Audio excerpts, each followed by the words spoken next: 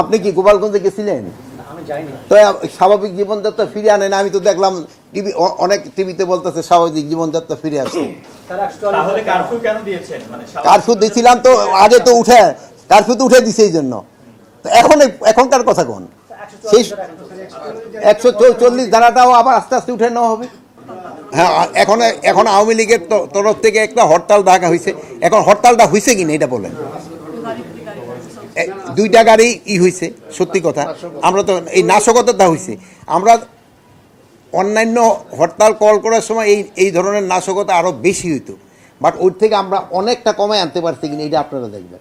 আর পরের সভাটা ছিল যে আমরা ঢাকার সব ডিসিদের আমরা ডাকা হয়েছিল, এবং র্যাবের যারা এখানে ডিউটি করে তারা, এবং সেনাবাহিনীতে যারা করতেছে, এইটা তাদের থেকে আমরা এখন শুনলাম যে তারা কিভাবে কাজ করতেছে এবং আগের কি পরিস্থিতি ছিল, এখন কি রকম পরিস্থিতি, এগুলির ব্যাপারে। তো আপনারা তো মানে আমরা যাই বলি, আপনারা আবার কিন্তু আপনাকে মতো করে আপনারা বলেন।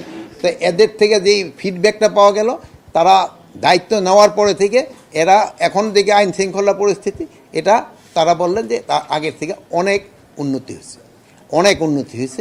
এইগুলি সম্বন্ধে এখানে আলোচনা হয়েছে। এটা আপনারা আরও বলতে পারবেন। এখন আমি যদি বলি এটা তো আপনারা বিশ্বাস করবেন না। এখন আইন শৃঙ্খলা পরিস্থিতি উন্নতি হয়েছে কি হয় না এটা আপনারা বলতে পারবেন।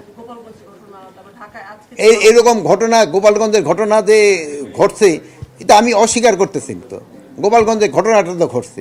এখন দেখেন যে এইটা তো রাজনীতি করতে গেলে তো রাজনীতিতে তো অনেক সময় আগে যে সময় আমরাও পড়ছি, ঢাকা ইউনিভার্সিটিতে তো কত ধরনের ঘটনা হয়েছে।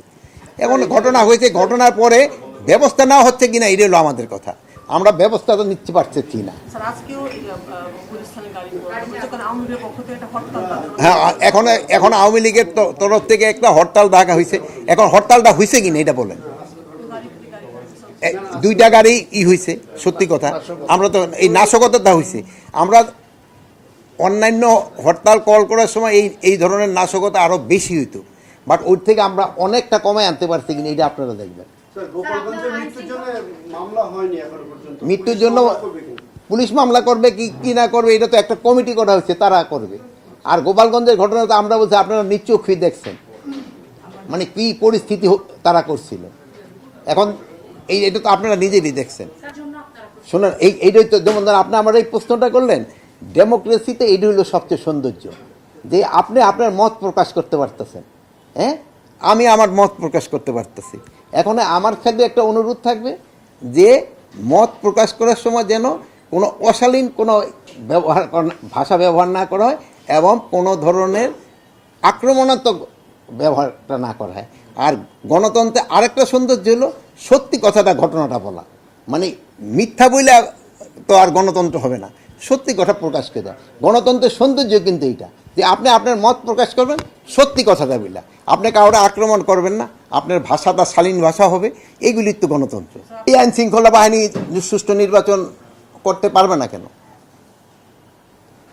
আইন শৃঙ্খলা বাহিনী যে প্রস্তুতি, আরও তো অনেক সময় রয়ে গেছে, আমাদের প্রস্তুতি রয়ে গেছে, আমাদের ট্রেনিং হচ্ছে, আমরা ট্রেনিং প্রোগ্রাম করে দিচ্ছি, আমরা তো প্রস্তুতি নিয়ে নিচ্ছি। আল্লাহ দিলে করতে কোনো অসুবিধা হবে না। আপনি কি গোপালগঞ্জে গেছিলেন? তো স্বাভাবিক জীবনযাত্রা ফিরে আনেন। আমি তো দেখলাম টিভি, অনেক টিভিতে বলতেছে স্বাভাবিক জীবনযাত্রা ফিরে আসছে।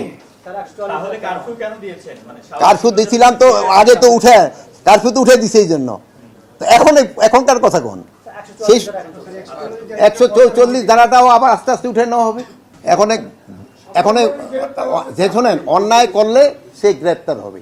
আমি একটা কথাই বলছি, কোনো অবস্থায় যেন সে দুষ্কৃতিকারী ছাড়া না যেন পায়, আর যেন যে অপরাধ করে নাই যে যেন কোনো অবস্থায় ধরা না পড়ে।